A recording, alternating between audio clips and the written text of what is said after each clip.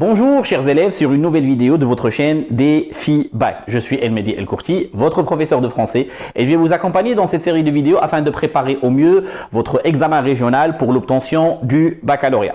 La leçon d'aujourd'hui est une leçon très importante, comme toutes les leçons, je présume, et c'est l'énonciation. Aujourd'hui, on va parler de l'énonciation des différents systèmes énonciatifs. Commençons donc par définir l'énonciation. C'est quoi l'énonciation? Ça consiste en quoi?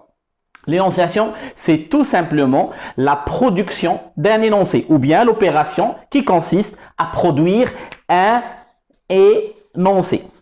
Vous allez me dire, c'est quoi un énoncé? Un énoncé, c'est tout simplement un message, qu'il soit oral ou écrit et qui est produit par un locuteur. Je le répète encore une fois, l'énonciation, c'est l'opération ou bien l'acte qui me permet de produire un énoncé. Et un énoncé, c'est un message oral ou bien écrit qui est produit par un locuteur. Donc, différents synonymes, je vais vous les donner pour le terme locuteur. C'est très important à connaître le jour de l'examen éventuellement. On pourrait vous dire par exemple qui est le locuteur dans ce propos ou bien qui est l'émetteur dans ce propos ou bien qui est le destinateur ou bien encore une fois qui est l'énonciateur. Donc, 4 termes à connaître: destinateur, locuteur, émetteur ou bien énonciateur. Qui produit quoi? Un énoncé. Rappelez-vous, un énoncé, c'est un message oral ou bien écrit. À destination de qui? À destination d'un interlocuteur ou bien un destinataire ou bien un récepteur ou bien un énonciataire. Tous ces termes, s'il vous plaît, ce sont des termes à connaître le jour de l'examen régional. Je le répète encore une fois, il se peut qu'on puisse vous poser la question. Qui est le destinataire de ces propos? Qui est le destinataire? Donc, l'énonciation, je récapitule. L'énonciation, c'est l'acte qui produit un énoncé. Un énoncé, c'est un message oral ou bien écrit, produit par un destinateur à un destinataire. Et effectivement, on a quelques paramètres d'énonciation qui viennent compléter ça. Par exemple, le lieu de l'énonciation, le temps, l'acte de communication, ou bien le contenu de l'énoncé. Le fait de pouvoir cerner ces différents paramètres de la situation d'énonciation ou bien de communication vont me permettre de cerner les intentions du locuteur. Alors, c'est très simple. Posez-vous toujours ces questions face à un texte qui produit un énoncé. C'est le destinateur. À l'intention de qui? C'est le destinataire. Où? C'est le lieu. Quand? C'est le temps. Quelle est son intention? Son objectif, c'est l'acte de communication. Et il dit quoi? C'est le contenu de l'énoncé. J'attire votre attention sur un concept qui est en relation avec le théâtre. C'est le concept de la double énonciation. Il y a un examen régional assez amusant que je propose à mes élèves dans lequel il y a une question qui pourrait vous paraître bête. C'est un échange entre Crayon et Antigone. Et on a une question: à qui s'adresse Crayon? Automatiquement, la réponse qui est donnée par la plupart des élèves, c'est Antigone. N'imaginez pas que c'est une question qui est digne d'un examen régional dans ce cas. Non, en fait, la réponse est erronée. La bonne réponse, c'est que Crayon s'adresse à Antigone, mais il s'adresse aussi au lecteur ou bien au public. Dans le théâtre, on parle de double énonciation. Le personnage s'adresse à deux. Il s'adresse à deux personnes. Il s'adresse à l'autre personnage qui est face à lui et il s'adresse aussi au lecteur ou bien aux spectateurs. Voilà tout ce qui pourrait vous intéresser par rapport à l'examen régional concernant cette première partie de la leçon. La deuxième partie de la leçon concernera les différents systèmes énonciatif. Il faudrait savoir que lorsqu'on produit un énoncé, on est soit dans le système du discours, soit dans le système du récit. S'il vous plaît, ne confondez pas le discours avec son sens oratoire, un message produit devant un public ou bien devant des personnes. Non. De même que pour le récit, ne confondez pas récit et narration. Le discours est appelé aussi énoncé ancré dans la situation de communication. Énoncé ancré dans la situation de communication. Le récit, quant à lui, est un énoncé qui est coupé de la situation de communication. Le jour de l'examen régional, on pourrait vous poser la question directement. On pourrait vous donner un énoncé et vous dire à quel système énonciatif appartient-il. Ou bien préciser le type de l'énoncé. Ou bien plus simplement, dites s'il s'agit d'un énoncé ancré ou d'un énoncé coupé. Ou bien d'un discours ou bien d'un récit. S'il vous plaît, rappelez-vous toujours, le discours c'est l'énoncé ancré. Le récit c'est l'énoncé coupé. Récit coupé. Pour les amateurs de foot, Cristiano Ronaldo, même si je n'apprécie pas le joueur, je lui préfère largement Messi. Mais bon, s'il peut vous aider par rapport au fait de retenir que le récit, c'est l'énoncé coupé, eh bien, on le remercie. Donc, rappelez-vous, on a deux systèmes énonciatifs. Et je vous ai donné les questions que vous pourriez avoir le jour de l'examen. Alors, comment reconnaître un système énonciatif pour donner la réponse? Ou bien, on pourrait aussi vous demander de justifier votre réponse. Alors, pour justifier un système énonciatif, vous avez trois moyens que je vous donne par ordre d'importance. Le moyen le plus intéressant et le plus important, ce sont les temps qui sont utilisés. Puis, j'ai les indicateurs spatio-temporels. Et finalement, les différents pronoms personnels que je pourrais tout simplement utiliser. Alors, regardez avec moi. Le discours. Le temps dominant, le temps référent, c'est le présent de l'indicatif. Le présent de l'indicatif est le temps référent par rapport au discours. Si je veux marquer l'antériorité par rapport au présent, j'utilise le passé composé. J'utilise le passé composé. Si je veux marquer la postériorité, quelque chose qui va venir après, le futur simple, bien sûr. Alors vous voyez, on est dans des temps de l'indicatif, présent de l'indicatif, l'antériorité exprimée par le passé composé et la postériorité par le futur simple. On peut retrouver aussi des modes comme l'impératif. On peut trouver aussi le présent, le futur proche. On peut trouver le passé récent, mais pour exprimer ces temps, on a besoin du présent. C'est tout simple. Donc, voilà les temps référents que vous devriez, s'il vous plaît, connaître pour le discours. Vous voyez l'un de ces temps, automatiquement, vous êtes dans le discours. Maintenant, pour le récit, le temps référent, c'est le passé simple qui est généralement accompagné de l'imparfait. Pour marquer l'antériorité, j'ai recours au passé antérieur et au plus que parfait. Et pour la postériorité, j'ai recours au conditionnel. Vous savez pertinemment, et si vous ne savez pas, il y aura une vidéo sur ça, que le conditionnel est un mode qui pourrait être utilisé pour exprimer le futur dans le passé. Maintenant qu'on a vu la répartition des temps par rapport aux deux systèmes énonciatifs, on va s'intéresser aux indicateurs spatio-temporels. Pour vous simplifier la tâche, je n'ai pas envie vraiment de vous encombrer d'informations qui vous seraient inutiles. Les indicateurs temporels ou bien spatio-temporels que vous pourriez avoir dans le système du discours, ce sont les mêmes indicateurs du discours direct. Par exemple, dans le discours direct, vous utilisez hier, vous utilisez demain, vous utilisez ici. Donc, c'est effectivement les mêmes indicateurs du discours direct.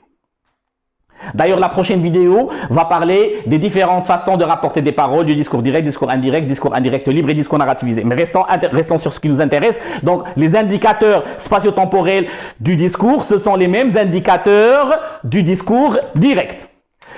Et automatiquement pour le récit, ce sont les indicateurs du discours indirect. On va retrouver par exemple la veille à la place d'hier ou bien le lendemain à la place de demain.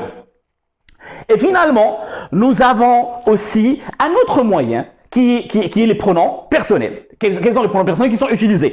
Dans le discours, on a une dominance de la première et la deuxième personne. C'est automatique, on est ancré dans la situation de communication, quelqu'un s'adresse à quelqu'un, première personne et deuxième personne. Et dans le récit, nous avons la troisième personne. Mais j'attire votre attention, s'il vous plaît, sur le fait que ce dernier indicateur n'est pas un indicateur vraiment pertinent, puisque des fois, dans le récit, on peut retrouver la première personne, notamment dans le cas du roman autobiographique « La boîte à merveilles ». Alors, on fait un petit récapitulatif de tout ce qu'on vient de voir, puis je vais vous parler du cas particulier de la boîte à merveilles et quand est-ce que je retrouve le discours et quand est-ce que je retrouve le récit. Alors, rappelez-vous, pour le discours présent, passé composé pour l'autorité future simple ou bien l'impératif, j'ai les indicateurs spatio-temporels du discours direct, première et deuxième personne. Pour le récit, j'ai le passé simple et l'imparfait. Pour marquer l'antériorité, c'est le passé antérieur plus que parfait. La postériorité, c'est le conditionnel.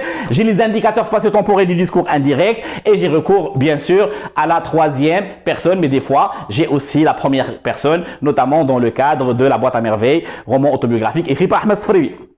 Alors, quand est-ce que je retrouve par exemple le discours et quand est-ce que je retrouve le récit? Dans le cadre de la boîte à merveilles.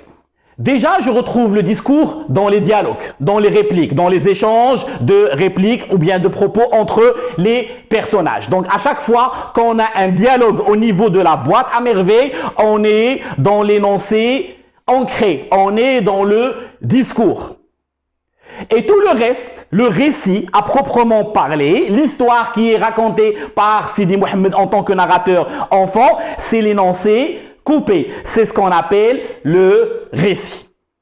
Maintenant, il faut savoir que la boîte à merveilles est constituée d'un récit cadre et d'un récit encadré. Le récit cadre, c'est le narrateur adulte qui prend la parole dans le premier paragraphe du texte, lorsqu'il dit le soir quand tous dorment, les riches dans leur chaude couverture, etc., etc. Ici, l'histoire commence par un narrateur adulte. Ce narrateur adulte, c'est Sidi Mohamed, mais qui est adulte, qui a atteint l'âge adulte. À un certain moment, il va prendre ses distances avec le narrateur enfant. Notamment en se distanciant de lui, en utilisant la troisième personne. Il va dire dans le deuxième paragraphe, je vois au fond d'une impasse que le soleil ne visite jamais un petit garçon qui veut attraper un moineau. Ce petit garçon, c'est lui, lorsqu'il était encore enfant. Et cet enfant va prendre la parole, il va commencer son histoire avec une première phrase qu'il va prononcer, nous habitions Dar Chouafa. Donc toute la boîte à merveilles, c'est un récit qui est fait par le narrateur enfant.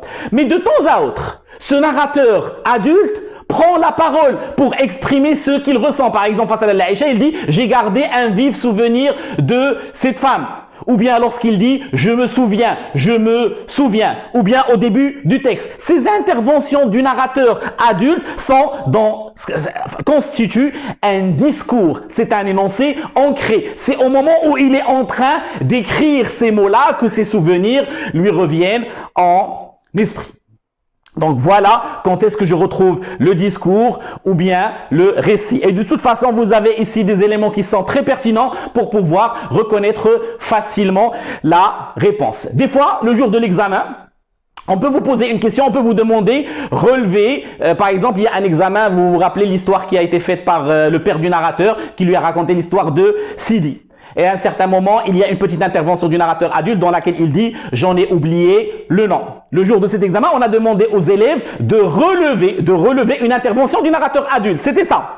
Mais on leur a demandé de justifier leur réponse. Comment tu justifies que c'est le narrateur adulte qui prend la parole? Ah bon, alors c'est tout simple. Tu lui dis tout simplement que ça fait partie du discours, qu'il s'agit d'un énoncé ancré. Et grâce à quoi tu le reconnais? Grâce à l'emploi du passé composé. J'en ai oublié le nom, tout simplement. Maintenant, on va passer à un exercice pratique. Je vais vous donner deux énoncés et vous allez devoir découvrir de quel système énonciatif s'agit-il. Et je vais vous donner les éléments de réponse que vous devriez proposer le jour de l'examen. Alors, nous avons un premier exemple. Les deux exemples sont issus de la boîte à merveilles. Là c'est la Zoubida qui s'adresse à Ma'alem Abdeslam. Et déjà, automatiquement, on est dans une réplique. Donc, rappelez-vous ce que je vais dire. On est dans le discours. Mais non, il me faut des éléments factuels pour justifier ma réponse le jour de l'examen. Je n'ai pas voulu t'ennuyer hier soir avec les tristes événements qui se sont déroulés dans la journée. Alors, ici, la bonne réponse est qu'il s'agit effectivement d'un énoncé ancré. ou bien d'un discours. La justification. Première justification, ne l'oubliez pas, ce sont les temps utilisés.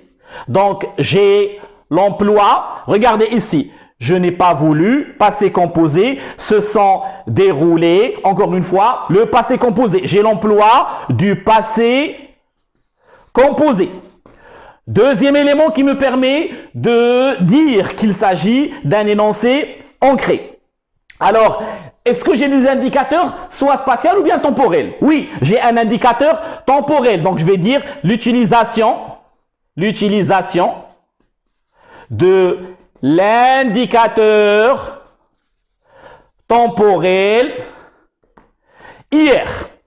Et finalement, j'ai encore un autre élément qui va dans le sens de ce que je suis en train de dire. Ce sont les personnes qui sont utilisées. J'ai la première personne et j'ai aussi la deuxième personne. Donc, c'est l'usage de la première personne et la deuxième personne.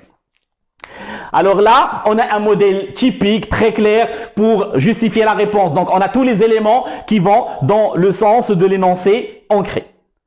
Deuxième exemple, le lendemain, vendredi, mon père rentra déjeuner selon sa coutume. Il portait une djellaba de laine boutonnée d'une éblouissante blancheur. Vous l'auriez deviné, ici, c'est un énoncé coupé ou bien un récit. Comment je peux le reconnaître? C'est très simple. J'ai déjà l'utilisation des temps. Les temps que j'ai ici, c'est le passé simple, rentra, et il portait l'imparfait. Donc, j'ai l'utilisation du passé simple et de l'imparfait. J'ai aussi l'utilisation de la troisième... avant de parler des pronoms personnels, j'ai l'utilisation de l'indicateur temporel le lendemain. Donc, j'ai l'utilisation de l'indicateur temporel le lendemain. Et finalement, j'ai l'utilisation de la troisième personne. Mon père rentra, il parle de son père à la troisième personne. Il portait, donc j'ai l'utilisation de la troisième personne. S'il vous plaît, le jour de l'examen, référez-vous surtout au temps utilisé et aux indicateurs spatio-temporels. Si la personne va dans le sens de votre réponse, vous proposez la personne. Si la personne ne va pas dans le sens de votre réponse, eh bien, vous ne proposez pas la personne. Donc, voilà tout ce que vous devriez savoir par rapport à l'énonciation et par rapport aux différents systèmes énonciatifs pour le jour de l'examen. Merci beaucoup pour votre attention. Je vous donne rendez-vous à une autre vidéo. Ciao!